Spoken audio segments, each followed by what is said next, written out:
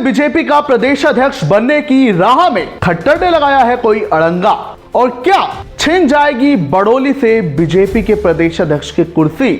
जो बातें हो रही थी कि फिर से बड़ोली के सिर ही सजेगा प्रदेश अध्यक्ष का ताज, तो क्यों आखिर अभी तक ऐसा नहीं हुआ कोई भी ऐलान, और आखिर क्यों अभी तक बीजेपी के प्रदेश अध्यक्ष चुनावों में देरी हो रही है, कोई घोषणा क्यों नहीं हुई, इसी पर करेंगे चर्चा। नमस्कार, आप देख रहे हैं इंडिया की दहाड़, मैं हूं आपके साथ ओम पांडे।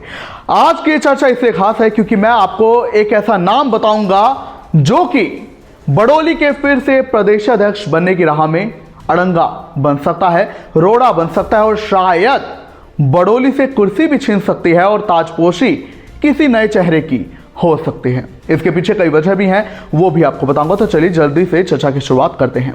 तो सबसे पहले आप ये जान लीजिए कि जहां पहले ये बात हो रही थी सूत्रों के हवाले से कि नवरात्रि के समय ही जो है बीजेपी हरियाणा के नए प्रदेश अध्यक्ष का ऐलान कर देगी, वो दूसरी बात है कि इसके पहले मार्च में निकाय चुनाव होने के बाद इसकी बात हुई थी कि निकाय चुनाव एक बार हो जाए तो फिर बड़ोली का ऐलान हो जाएगा, क्योंकि अभी तक यही माना जा रहा है कि बड़ोली ही फिर से बीजेपी के प्रदेश अध्यक्ष बनेंगे। हाईकमान उनसे काफी खुश है, मगर ऐसी घोषणा अभी तक नहीं हुई है। जहां पहले निकाय चुनाव आए, निकाय चुनाव संपूर्ण हो गए, तो बात यह आई कि अब जल्द हो जाएगी मार्च में घोषणा। मार्च में भी नहीं हुई, फिर सप्ताह के अंत तक यानी कि मार्च के अंत तक बात आई कि अब मार्च के आखिर में बड़ोली की घोषणा हो जाएगी। फिर खबर आई कि चैत्र नवरात्रि में घोषणा हो जाएगी, मगर बार बार यह घोषणा लटकती ही जा रही है। वो दूसरी बात है कि सूत्रों के हवाले से और जो भी बड़ोली के समर्थक हैं वो तो यही कह रहे हैं कि हमारे नेता बड़ोली ही फिर से जो है प्रदेश अध्यक्ष बनेंगे। आपको बता दें कि बड़ोली तो पहले भी इस पर चर्चा थी कि उन्हें जनवरी में ही प्रदेश अध्यक्ष बना दिया जाता, लेकिन तब उन पर रेप केस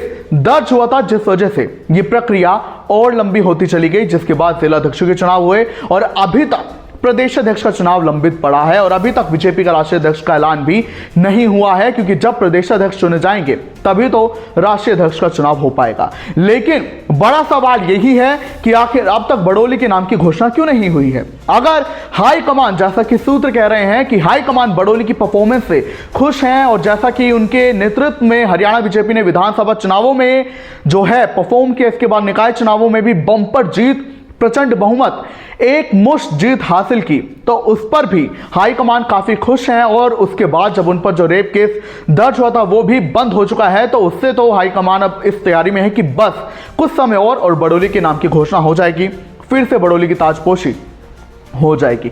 लेकिन इसी बीच एक और पुख्ता खबर सूत्रों के हवाले से आई है। खबर यह है कि खट्टर जो हैं वो अड़ंगा बन सकते हैं बड़ोली के फिर से प्रदेश अध्यक्ष बनने की राह में, और अपने किसी समर्थक को, अपने किसी करीबी को वो प्रदेश अध्यक्ष के पद पर बैठा सकते हैं। वो करीबी भी कोई ऐरा गहरा चेहरा नहीं है, जाना माना चेहरा है।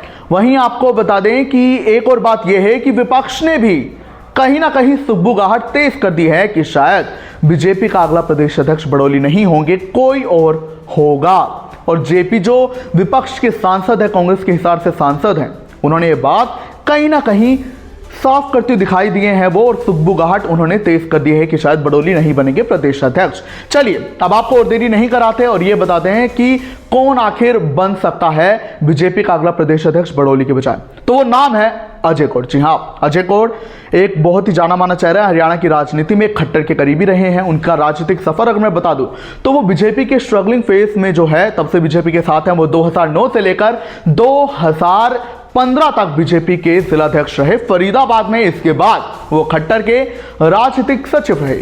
अब अगर सोचा जाए तो कोई अगर खट्टर का करीबी रहा है और खट्टर की हरियाणा बीजेपी में क्या पकड़ है, क्या पैठ है, ये बताने की बात नहीं है। हाल ही में जो विधानसभा चुनाव हुए उनमें भी सबसे ज्यादा टिकट अगर किसी को मिली वो खट्टर के समर्थकों को ही मिली गई, ये देखा गया। और अब जैसे जो है अजय कौर का नाम सामने आया है, तो ऐसे में वो खट्टर के करीबी भी हैं। और दूसरी बात क्या है, दूसरी बात यह है कि वो खुद बीजेपी के जिला अध्यक्ष भी रह चुके हैं, यानी कि उन्हें जो है एक लेवल पर, एक यूनिट पर अध्यक्षता का अनुभव है कि अगर कमान संभालनी है तो कैसे संभाली जाती है। तो अब अजय कौर का नाम आ रहा है, और अगर वो खट्टर के करीबी हैं तो खबर यही है कि खट्टर उनकी पैरवी कर रहे हैं कि अजय गौड़ को जो है प्रदेश अध्यक्ष बना दिया जाए, और तभी सूत्र यही कह रहे हैं कि इसी वजह से बड़ोली की अभी तक ताजपोशी नहीं हो पाई है, क्योंकि हाईकमान मंथन करने में लगे हैं। और आपको बता दें कि अजय गौड़ जो है वो भी ब्राह्मण समाज से आते हैं, क्योंकि अगर बीजेपी की सोशल इंजीनियरिंग देखी जाए, जहां बीजेपी ने जब जो है सैनी को मुख्यमंत्री बनाया तो एक ब्राह्मण समाज के नेता को प्रदेश अध्यक्ष बनाया, और बीजेपी हमेशा से सोशल इंजीनियरिंग अपनाती रही है, एक फॉर्मूला बीजेपी ने अपनाया है।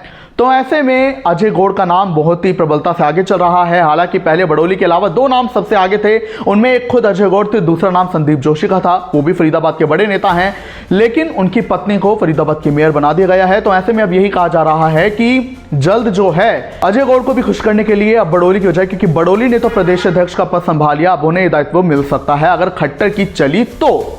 वहीं आपको बता दें कि इशारा कहां से साफ हुआ, ये सुगबुगाहट कहां से हुई कि अजय गौड़ शायद बन सकते हैं। तो आपको बता दें कि जेपी ने एक प्रेस कॉन्फ्रेंस के दौरान ये कहा था कि हरियाणा में बीजेपी का एक नेता है, अगर उसकी गौड़ करके उसका नाम है, अगर उसकी खिदमत की जाए अच्छे से तो वो खुश हो जाता है और वो आपके सारे काम करा देता है। वो एक तरीके से उन्होंने तंज कसा है, और अब जो उन्होंने नाम लिया है गौड़, वो अजय गौड़ को ही माना जा रहा है। तो ऐसे में अब ये 2 बातें अपने आप में सामने हैं कि अजय गौड़ जो कि खट्टर के करीबी हैं, ब्राह्मण समाज से हैं, जिला अध्यक्ष बीजेपी के रह चुके हैं, खट्टर के राजनीतिक सचिव रह चुके हैं, और अब अगर देखा जाए अभी तक बड़ोली की घोषणा भी नहीं हुई है, बार बार नाम लटकता जा रहा है, देरी होती जा रही है। तो ऐसे में शायद कुछ खेला हो सकता है, क्योंकि बीजेपी अंत में क्या कुछ कर दे कुछ पता नहीं। जहां दिल्ली में रेखा गुप्ता की बजाय जो है प्रवेश वर्मा की ज्यादा चर्चा थी कि उन्होंने केजरीवाल को हराया था, तो ऐसे में बीजेपी ने रेखा गुप्ता को चुनना चुकाने वाला नाम था। तो ऐसे में शायद यहां पे भी कुछ हो सकता है। क्या कुछ आप कहेंगे और आप इस बात से क्या कुछ इत्तेफाक रखते हैं, हमें जरूर बताएं।